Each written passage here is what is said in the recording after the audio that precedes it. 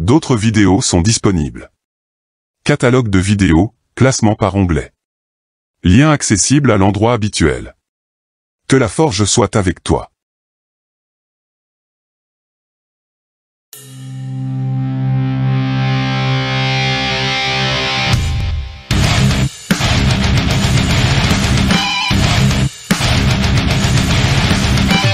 Mes respects à tout le monde, bienvenue dans la forge du Quantum. Aujourd'hui, atelier MAN numéro 39, l'exponentielle et le logarithme népérien. Et on commence sans plus attendre par voir l'utilité de ces deux outils mathématiques d'une importance qui va devenir capitale au fur et à mesure que tu vas gravir les échelons de tes études. C'est parti. Concernant l'exponentielle, elle est utilisée pour modéliser des phénomènes dans lesquels une différence constante sur la variable conduit à un rapport constant sur les images. Ces phénomènes sont en croissance dite exponentielle. C'est le mathématicien suisse Leonhard Euler, né en 1707 et mort en 1783, qui utilisa pour la première fois la notation E pour désigner la base de la fonction exponentielle, qui le définit comme le nombre dont le logarithme népérien est l'unité, et qu'il évalue à environ 2,7 182 817. Pour le logarithme népérien, association de logos, qui se traduit par rapport ou relation, et arithmétikos, qui veut dire nombre, il apparaît lorsque l'astronomie s'est développée, les calculs nécessaires devenant de plus en plus compliqués et coûteux en temps. C'est John Napier, né en 1550, et mort en 1617, dont le nom a été francisé en Népère, qui invente les logarithmes, permettant de convertir une multiplication en addition, une division en soustraction, une puissance en multiplication, et une racine en division. Au lycée, l'exponentielle est abordée en classe de première, le logarithme népérien en terminale, et je trouve complètement illogique de ne pas les traiter ensemble compte tenu de leur complémentarité. Mais pour ne pas heurter la sensibilité des plus émotifs et émotives, je vais conserver cette chronologie dans cet atelier pour te présenter plus en détail les particularités mathématiques de ces deux notions. Paragraphe suivant, l'exponentielle, celle de base, E, et je te propose de commencer par énumérer ses caractéristiques mathématiques. C'est parti. L'exponentielle étant une puissance en base E, elle obéit aux mêmes règles que les puissances abordées au collège, que tu peux retrouver dans la base numéro 23. Le lien est dans la description. Catalogue de vidéos, onglet prérequis. Je vais tout de même te les rappeler avec l'exponentielle. Les voici. L'exponentielle sera abrégée en E de, plus fluide à dire et à entendre. E de A fois E de B est égal à E de A plus B. Next. E de A sur E de B est égal à E de A moins B. Next. E de A puissance n est égal à E de A fois n. Next. 1 sur E de A est égal à E de moins A. Next. E de 0 est égal à 1. Il doit être évident pour toi de connaître par cœur ces formules qui permettent une réécriture de la fonction exponentielle, autorisant soit la factorisation d'une expression, ou encore de la détermination de son signe. Maintenant que les rappels ont été faits, tu vas pouvoir, mais surtout devoir te concentrer sur les nouvelles formules à rajouter dans ton Pokédex. La première, E de ln de 1, est égal à 1, ln de 1 est nul. Next. La seconde, ln de E de x, égale à x, aussi égale à E de ln de x. Les deux fonctions sont dites inverses, en d'autres termes, l'une défait ce que l'autre fait. Next. La troisième, E de A égale à E de B, est équivalent à égale à B. Next. La quatrième, E de A strictement inférieur à E de B, est équivalent à strictement inférieur à B. Next. La dernière, quel que soit x réel, E de x, sera strictement positive. Ne panique pas, j'ai prévu moult exercices pour te montrer comment manipuler ces formules dans des cas concrets. Et au niveau fonction, quelles seront les informations qu'il va falloir retenir, et qui vont se rajouter à celles que j'ai énoncées avant. On commence par la dérivation. Soit la fonction f de x égale à E de x. Son domaine de définition, noté I, sera l'ensemble complet des réels. Sa dérivée, notée f' de x, sera égale à E de x. Certes, ça te permet de voir que la dérivée de la fonction exponentielle est elle-même, mais c'est assez trompeur, car tu vas croire que c'est pareil pour toute fonction exponentielle, alors que c'est totalement faux. Je te conseille donc d'apprendre plutôt ça. Soit la fonction f égale à E de u, u étant une fonction définie sur l'ensemble complet des réels. Sa dérivée, notée f', sera égale à u' fois e de u. Un petit exemple pour illustrer le propos. F de x est égal à e de 3x plus 4. Tu poses u de x égale à 3x plus 4, donc u' de x est égal à 3. En appliquant la formule, f' de x sera égal à 3 fois e de 3x plus 4. Et sachant que e de 3x plus 4 est égal à f de x, f' est donc égal à 3 fois f, ce qui est une équation différentielle, notion que tu auras la joie de découvrir en terminale, et qui aura droit dans quelques mois à son atelier. On passe aux limites, que tu dois connaître par cœur, il en va de la justesse de ton tableau de variation. Les deux premières sont des limites de base, les deux suivantes sont un peu plus complexes, mais très utiles. La limite de e de x, quand x tend vers moins l'infini, est nulle. La limite de e de x, quand x tend vers plus l'infini, est plus l'infini. La limite de e de x, sur x puissance n, quand x tend vers plus l'infini, est plus l'infini. La limite de x puissance n, fois e de x, quand x tend vers moins l'infini, est nulle, avec elle un entier relatif non nul. Et ce sera tout pour la fonction exponentielle. J'ai fait le tour de tout ce que tu devais savoir pour manipuler avec aisance ce nouvel outil. Il est temps de voir comment utiliser sa fonction inverse, le logarithme népérien. Juste pour information, il existe moult logarithmes, mais au lycée, seuls deux sont utilisés, le décimal, que j'ai traité dans l'atelier NAN numéro 38, catalogue de vidéos, onglet Mandelbrot, et le népérien, que tu vas découvrir sur le champ. Et comme avec l'exponentielle, je te propose de commencer par énumérer ses caractéristiques mathématiques. Ce sera une belle entrée en matière. C'est parti. Il y a une certaine similitude, entre guillemets, des caractéristiques avec les exponentielles. Tu vas comprendre.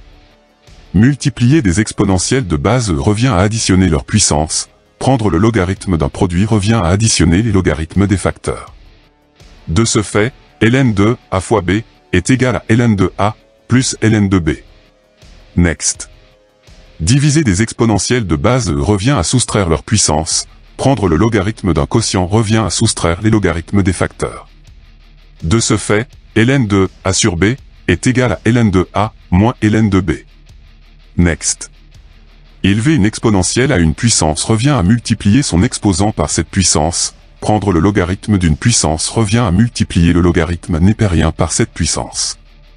De ce fait, ln de a puissance n est égal à n fois ln de a. Next. Inverser l'exponentielle revient à prendre l'opposé de son exposant.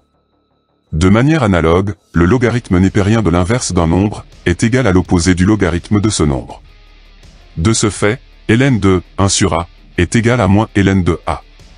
Next. La puissance 0 d'une exponentielle donnera 1, donc le logarithme népérien de 1 donnera 0. Jusque-là, ça va, tu suis? Bois un verre d'eau, mange un morceau, sur pause mets la vidéo, étire tes muscles du dos, ça va réactiver ton cerveau. 1, 2, 3, go. On continue avec les autres formules. E de ln de 1 est égal à 1, donc ln de e de 1, qui peut s'écrire ln de e, est aussi égal à 1. Next. ln de e de x égale à x, aussi égal à e de ln de x. Les deux fonctions sont dites inverses, en d'autres termes, l'une défait ce que l'autre fait. C'est la même chose à droite. Next.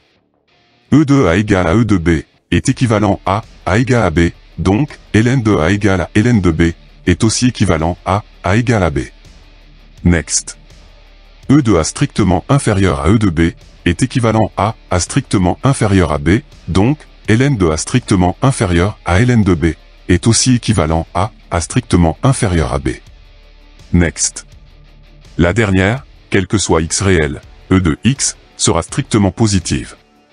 Seulement pour le logarithme, il sera négatif ou nul si x appartient à l'intervalle 0 exclu, a inclus, et sera supérieur ou égal à 0 pour x supérieur ou égal à 1. Ne panique pas, j'ai prévu moult exercices pour te montrer comment manipuler ces formules dans des cas concrets. Et au niveau fonction, quelles seront les informations qu'il va falloir retenir, et qui vont se rajouter à celles que j'ai énoncées avant. On commence par la dérivation. Soit la fonction g de x égale ln de x. Son domaine de définition, noté i, sera l'intervalle 0 exclu, plus l'infini exclu, soit l'ensemble des réels strictement positifs. Je te rappelle que tu ne peux avoir que des nombres strictement positifs dans un logarithme, qu'ils soient népériens, ou non d'ailleurs. Ceci explique pourquoi je rajoute cet effet spécial sur cet intervalle d'une importance capitale. Sa dérivée, notée g' de x, sera égale à 1 sur x. Certes, ça te permet de voir que la dérivée de la fonction ln est l'inverse de son argument, le contenu, mais c'est assez trompeur, car tu vas croire que c'est pareil pour toute fonction logarithme népérien, alors que c'est totalement faux. Je te conseille donc d'apprendre plutôt ça.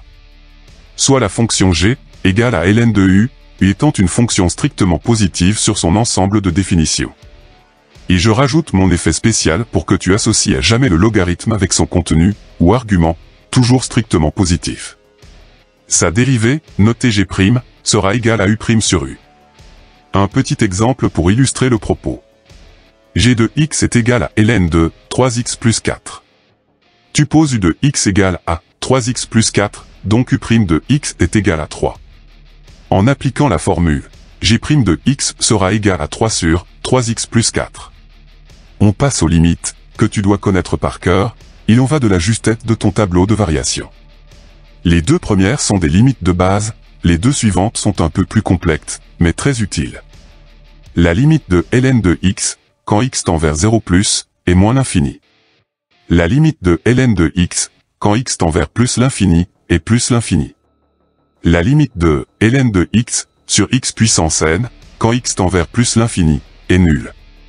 La limite de x puissance n fois ln de x, quand x tend vers 0 plus, est nulle, pour tout n entier naturel strictement positif. Je rappelle que la limite d'une fonction f, quand x tend vers 0 plus, est équivalente en écriture à la limite de cette même fonction, quand x tend vers 0, x strictement supérieur à 0. Tu dois adapter l'écriture de ces limites particulières en fonction de la susceptibilité de ton professeur, qui considérera l'une des deux comme une hérésie mathématique, et qui te fera payer sans vergogne le prix fort pour ton effronterie. Pour le paragraphe suivant, je vais avoir besoin de toute ta CPU neuronale, car je vais aborder la résolution des équations logarithmiques, et il y a une procédure très particulière à respecter si tu ne veux pas sombrer dans les abysses. Ce n'est pas compliqué, mais il faut toujours y penser, et surtout ne jamais l'oublier. L'argument, le contenu, du logarithme doit être strictement positif. Par conséquent, il est impérativement impératif de toujours commencer par déterminer les conditions d'existence, puis vérifier que la solution soit conforme.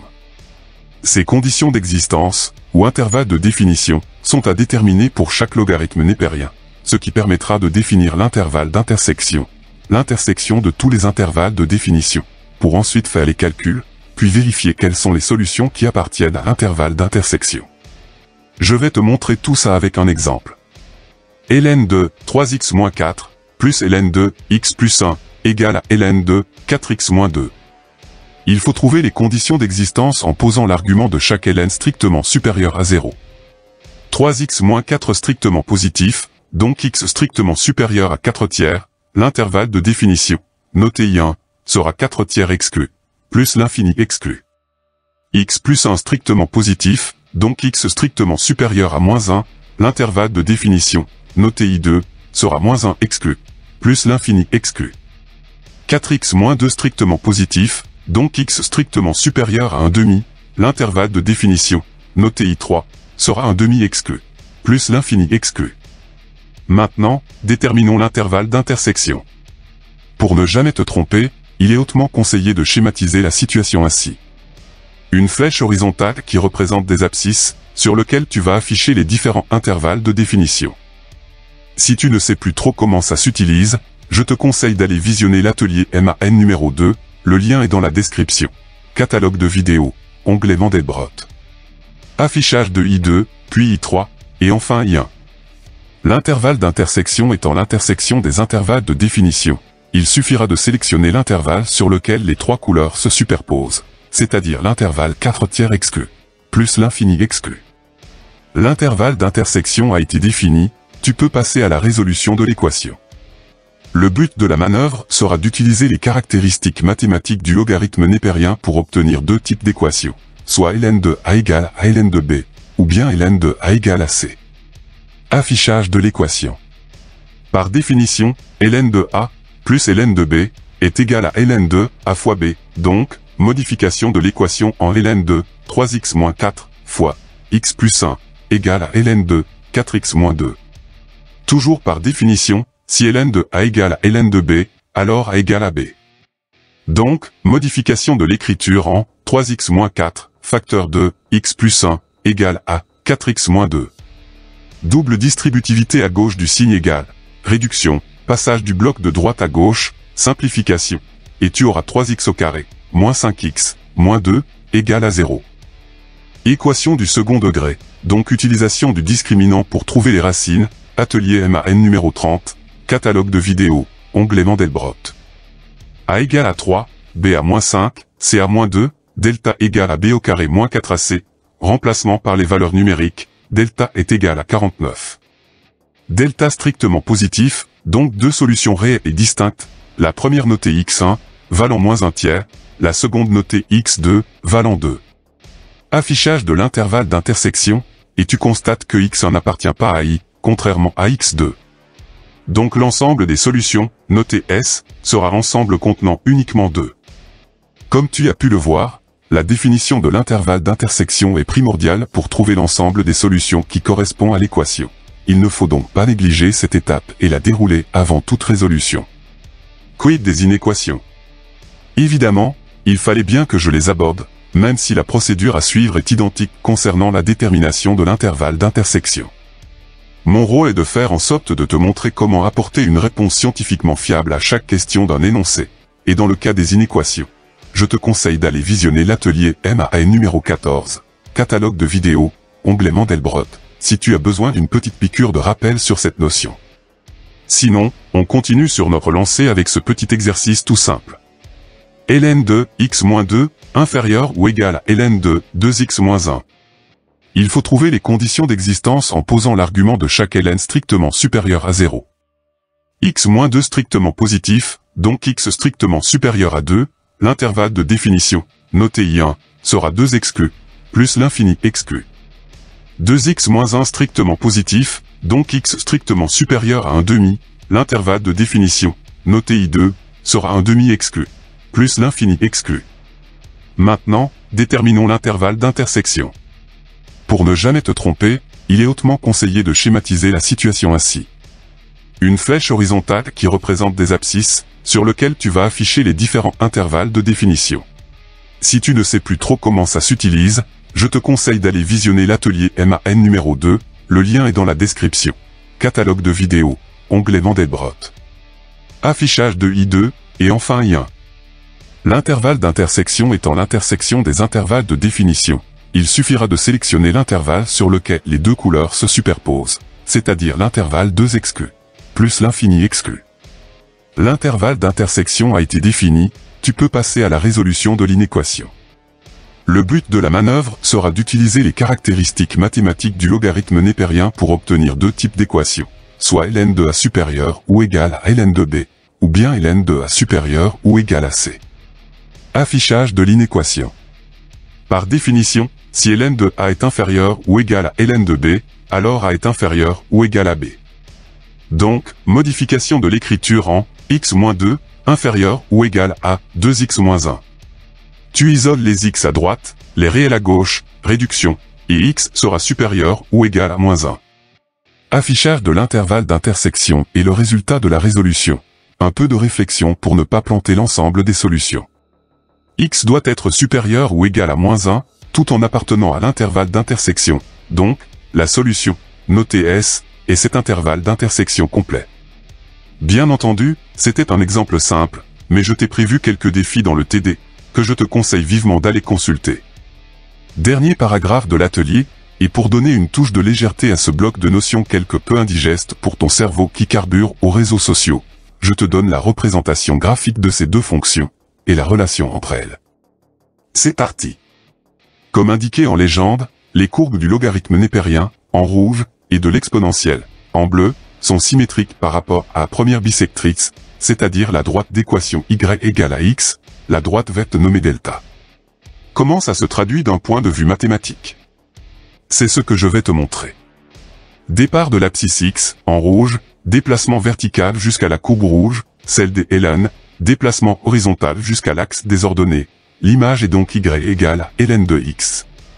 Seulement, cette flèche violette horizontale coupe la droite verte d'équation y égale à x, ce qui indique que cette distance, matérialisée par cette double droite, est égale à celle-ci. Donc la valeur de l'abscisse ici est bien y. De cette abscisse, déplacement vertical jusqu'à la courbe bleue, celle de l'exponentielle. Déplacement horizontal jusqu'à l'axe des ordonnées. L'image est donc x égale exponentielle de y. Oui, mais pourquoi? Fastiche fastache fastoche. La distance verticale que je matérialise ici, est égale à celle-là, horizontale, de valeur x, à cause du fait que les courbes rouges et bleues sont symétriques par rapport à la droite verte. Donc la boucle est bouclée. Tiens, j'en profite pour te montrer un petit truc concernant les limites. Quand tu compares la courbe bleue, celle de l'exponentielle, avec la droite verte, y égale à x, tu remarques que la bleue monte bien plus vite vers plus l'infini que la verte. Ceci explique pourquoi la limite de e de x sur x puissance n, quand x tend vers plus l'infini, est plus l'infini, car c'est l'exponentielle qui impose sa limite. Si tu fais la même observation avec la courbe rouge, celle du ln, et la droite verte, tu constates que la rouge monte moins vite vers plus l'infini que la verte. Ceci explique pourquoi la limite de ln de x sur x puissance n, quand x tend vers plus l'infini, est nulle, c'est la fonction x puissance n qui impose sa limite. Aussi simple que ça. L'atelier est désormais terminé. Tu as des questions? Tu veux un complément d'information? Rejoins-moi dans l'espace commentaire. Le cours complet en PDF, librement téléchargeable, est disponible dans la description de cette vidéo. Le tutoriel de travaux dirigés intitulé Forge MAN #039, exponentielle et logarithme népérien, est accessible, le lien est en description. Je t'explique comment forger des exercices dans les règles de l'art. À tout de suite. Tchuss.